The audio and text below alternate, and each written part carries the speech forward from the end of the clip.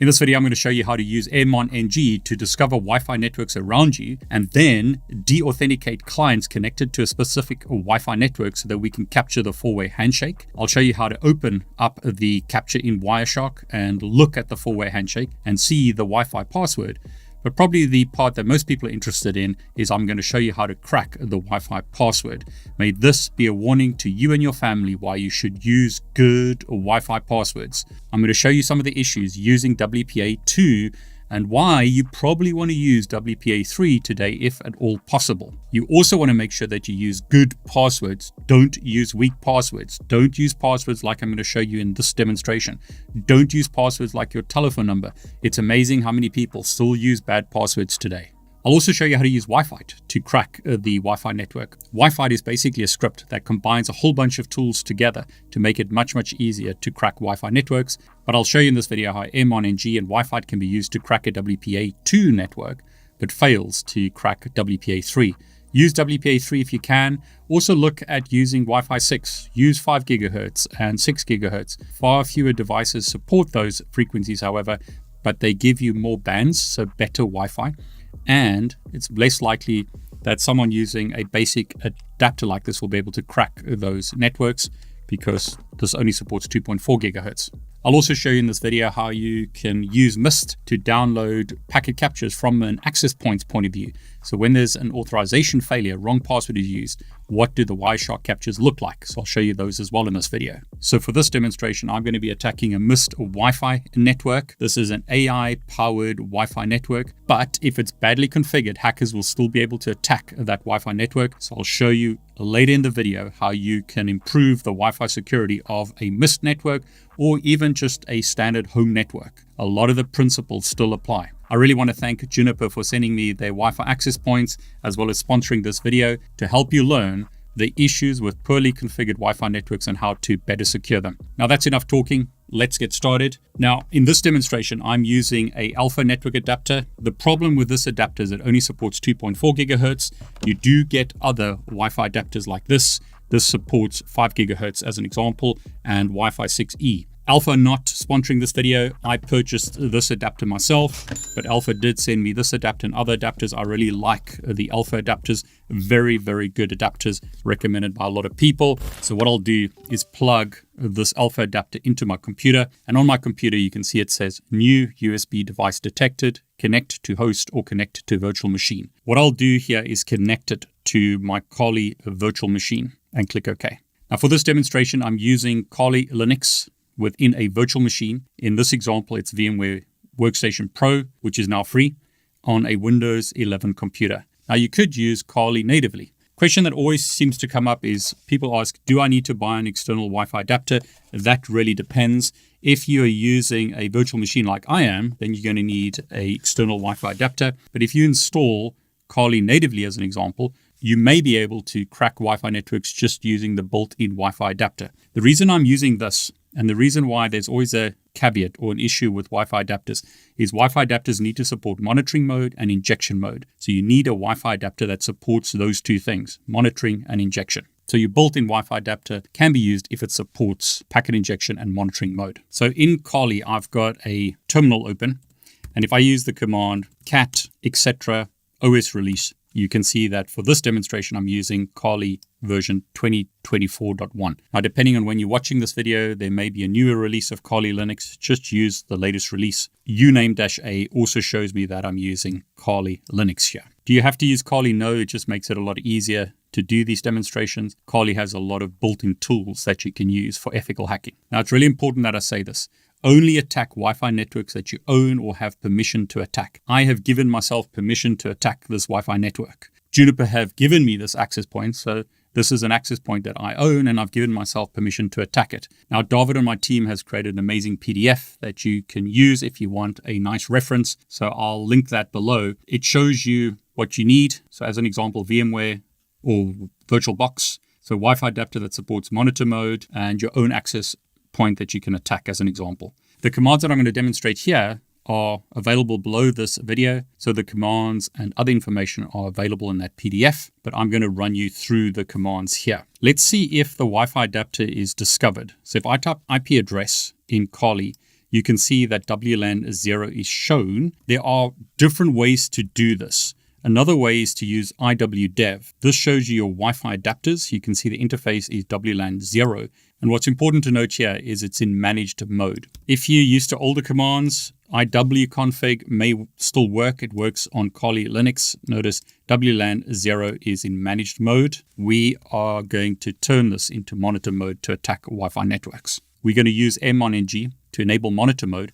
But before we do that, I'm going to kill any conflicting processes. So put in my password, you can see the WPA supplicant was killed. Be careful when you turn a adapter into monitor mode, it'll kill your internet connection. So in this case, it's not a problem because here I've actually got an external Wi-Fi adapter that I'm doing the attacks on. And I've also got a built-in Ethernet connection, which is basically the connection from VMware to Windows, which gives me internet access. So I could, as an example, ping google.com from this virtual machine. But just be aware that if you don't have two adapters, if you enable monitor mode on your adapter, you won't be able to connect to the internet anymore. Okay, so with that being said, let's enable monitor mode by using sudo, which gives us root privileges, mmon-ng start WLAN 0. So previously, the interface name was WLAN 0. Now, if I use the command iwdev as an example, notice the interface type is monitor and the interface name is now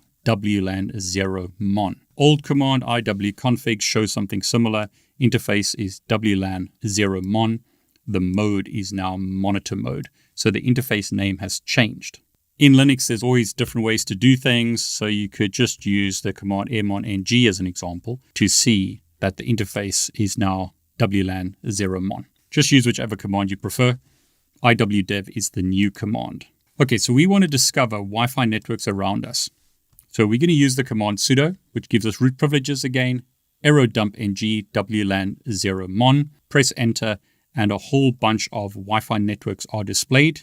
I'll stop that now by pressing Ctrl-C. This is the network that we're going to attack. So on this access point, I've created two SSIDs, demo Wi-Fi 2.4 gigahertz, WPA3, and WPA2. And I want to show you how I can attack WPA2, but won't be able to attack WPA3. So what we want to get here is we want to get the BSSID name. So copy that. We want to get the channel information. So that's channel 11 and the name of the Wi-Fi network. So grab that information and store it somewhere. So I've stored it here in a text file as an example, BSSID, channel number, and the ESSID. Now, it's really important that you actually understand what you're doing rather than just being a script kiddie, as some people would say. So let me explain some details here. The BSSID is the MAC address of your access point. The power is the signal strength. So notice this number, -38, is showing that this Wi-Fi network has a much greater strength than, say, another Wi-Fi network. At the top here being -86. So in the attached PDF, notice we've got signal strength information as reported by the Wi-Fi adapter. So around -40 is a good signal, around 55 average signal, 70 is a weak signal, 80 to 90 lower limit of signal strength. This is the channel number, 2.4 gigahertz. We're only going to see a small number of channels. Many more channels available in 5 gigahertz and 6 gigahertz as an example. Here we can see the encryption used. So WPA2 using CCMP as the cipher. Here we can see a network using WPA. That's really bad. And here we can also see open networks that aren't using encryption. Ideally today, you should be using WPA3. So notice this demo Wi-Fi 2.4 gigahertz WPA3 network is using WPA3 CCMP as the encryption. Much better again to use WPA3 versus WPA2. Okay, so that's interesting, but let's actually launch an attack because that's probably what most people are interested in. We're going to use the command sudo for root privileges, dump-ng. We're going to write the output to a Wi-Fi capture file. So this is just a name of a file. You could change that to something else. The channel that we're attacking is channel 11, which we previously discovered. The BSSID is the MAC address of the Wi-Fi network that we previously discovered. And this is the interface that we're going to use. So running that command now, we can see at the moment that no clients are connected.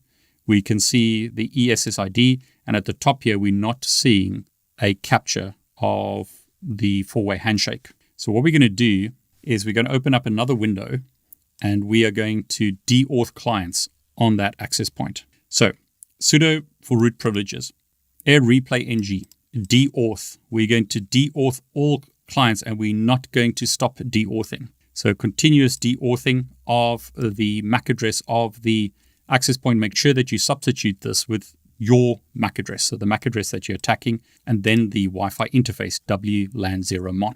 Okay, put in my password, and as you can see, deauths are being sent to the access point. So to make sure that we get a capture, we're going to connect to that Wi-Fi network. So I'll connect to the Wi-Fi network, and what you can see here is a WPA handshake has been captured. So what happens is when I connect to the WPA2 network, notice a handshake is captured on Kali, but my client keeps getting bumped off that network. So the connection is failed to WPA2, and it actually ends up connecting to WPA3 because it's knocked off WPA2. So the client was knocked off the network, and we captured the handshake, and that's what we need to crack it. Okay, so now that we've captured the handshake, we can stop the deauth attack, and we can stop error dump ng. Type ls here. Notice we see the capture. So there's the capture, cap file. And we can simply use Wireshark now to open up that capture. And I'll use ampersand so that I can get control back. So in Wireshark, there will be a lot of information here. But let's filter for the handshake. So notice here we can see missed authenticating the client. We can see our client ePOL message 1 of 4. Here's 2, and that's going to be a reply back from the client to the AP. So that's what we're interested in. So if we look at the 802.1x authentication and we scroll down, notice WPA key data, and here we've captured the key from the client to the AP, which we now can decrypt. So what's really nice here is you can see all the communication between the client and the AP and then capture the four-way handshake. Okay, so let's go back. One thing you probably want to do is stop monitor mode. So we use the command sudo airmon-ng stop WLAN0MON. So now if I do iwdev, notice the network interface is back to being WLAN0 and is managed. So we've changed it from monitor mode to managed mode. If you don't do this, you won't be able to use this interface for normal internet surfing as an example. Okay, so that's nice, but we probably want to crack this password found in that file. Now, there are multiple ways to do this. You could use a dictionary attack, or you could use brute force. I'll put a link to a video below that shows you how to use GPUs to do a brute force attack against a Wi-Fi password. But all we're going to do in this example is use a word list. Kali has a bunch of word lists. So if I search for word lists, a whole bunch of them are shown here, and I'm asked whether I want to extract the ROCU dictionary or word list, and the answer is going to be yes. This file is using gzip so that I can use it to crack the Wi-Fi network, and to do that we're going to use the command aircrackng. The capture file, which is that. The word list we're going to use is user word lists ROCU. So just to make that clear, I'll clear the screen. The capture file that we've captured, that would be the name of the file that you have. And the word list we're going to use is ROCU. And I mean, that took seconds. Notice there's the command. It's reading the packets, it's decoding them. And password used here was Spider-Man. Really bad password. Don't use bad passwords. Even if you've got an amazing Wi-Fi system, this is a Mist AI system. If it's badly configured, people will be able to crack your network. Use strong passwords. Use uppercase, use lowercase, use special characters, make it long, 20 characters in length, or longer, 25, 30 if you can. Don't use simple passwords like this. You saw how simple that was to crack. Now that's an example of a really poorly configured Wi-Fi network. On the Juniper Mist interface, I can go and look at my network. So here's the demo Wi-Fi 2.4 gigahertz WPA2 network, and here's my password. Really bad idea, once again, to use PSK with such a poor password. You in an enterprise are going to want to use 802.1x with a radius server to make your network much more secure. But let's have a look at the other network, which is WPA3. So I've also got a WPA3 network configured with a really bad password of Spider-Man. Let's see if we can crack that one. So back on Kali, let's first demonstrate the sort of script kiddie way of doing it. So I'm going to use Wi-Fi to attack the Wi-Fi network. Wi-Fi basically does a lot of the work for you. It enables monitor mode. It's already done that. It shows you the Wi-Fi network. So here's the demo Wi-Fi network using WPA2. Here's the network using WPA3. what I'll do is I'll attack the WPA version 2 network just to show you how easy it is to crack using Wi-Fi. So I'm not going to use PMKID. I'm going to continue attacking, in this case, looking for a handshake. So this is very similar to what we did with AirMonNG. What I'm going to do is get this phone to connect to the WPA2 network. And as soon as it did that, notice the password was captured, and it's using the probable word list here to get the password, which is Spider-Man. So if you were doing this as an attacker, you would just wait for a client to connect to the network. Obviously here I'm speeding things up by getting the client to connect to the network straight away. But notice how easy it was to crack that network. Do it again, but trying to crack the WPA3 network. So I'll stop this, and in this case it's going to be network 2. So this WPA3 network, I'm going to stop the PMKID attack and press continue. And now on the phone, I'm going to connect to the network to WPA3, and notice here it says failed to crack handshake, did not contain a password. So if I type ls and go to the HS folder here, type ls, notice there is the capture for WPA2. Here's the capture for WPA3. Here it's attacking that Wi-Fi network. If I search for ePOL, it's got the capture. So the four-way handshake has been captured here, but it's not able to crack the password. Let's try and do it the old-fashioned way. So aircrackng, the file, and we'll use the RockU password. And notice it says unsupported version key encountered. WPA3 not yet supported. So it tries to attack it, but can't crack that, not supported. So I've now shown you 2 ways to crack a WPA2 Wi-Fi network. We used AirMonNG, the hard way. Then I used Wi-Fi, which basically combines a bunch of tools together and makes it much easier. I was able to crack that password when this access point is using WPA2, but I'm not able to crack it when it's using WPA3. So in the real world, look at WPA3. The only problem with WPA3 is not all clients can support it. So what you might have to do is put your older clients on a separate network. So put them on a WPA2 network as your insecure network, and put your important clients on a WPA3 network. And look at using 5 gigahertz and 6 gigahertz. This network adapter can't see 5 gigahertz or 6 gigahertz networks as an example. So someone would have to invest in a more expensive network adapter to attack you. The whole idea with security is just put up barriers. Make it harder for an attacker to attack your network. Look at using WPA3. Look at using 5 gigahertz, 6 gigahertz. Look at very good passwords, strong passwords. Don't use passwords like Spider-Man. In Juniper Mist's portal, going to monitor service levels, we'll be able to see things that are taking place. So as an example, notice here, Galaxy S22 Ultra, authorization and association. That's happening a lot in a very short amount of time. Something's wrong here. Notice deassociation, authorization, and association. A whole bunch of messages like that. And then the client was able to successfully access the network. So I'm going to run the deauth attack again. On the client, I'm going to try and connect to that network. And what's happening all the time is it's getting disconnected. Connection failed. On Juniper Mist's system, we can see this happening a lot. Time is 12:57 about, and notice all these authorization and association messages have happened in the last few seconds. A whole bunch of them taking place. The client can't connect to the network. Under badge here, we can also see where there's been an authorization failure. So the Pixel 7 had the wrong password as an example. And what's nice here is we told that there's been an authorization issue. PSK failed, so wrong password. And what's really nice is you can download a packet capture and look at that, and you'll be able to see association request, association response, and other messages. So what I really like about the Mist system is you can download packet captures very, very easily. For example, for authorization failures or association failures, you can download those packet captures and see what's going on. Okay, I hope you enjoyed this video. If you did, please like it. Please consider subscribing to my YouTube channel and clicking on the bell to get notifications. I'm David Bombal, and I want to wish you all the very best.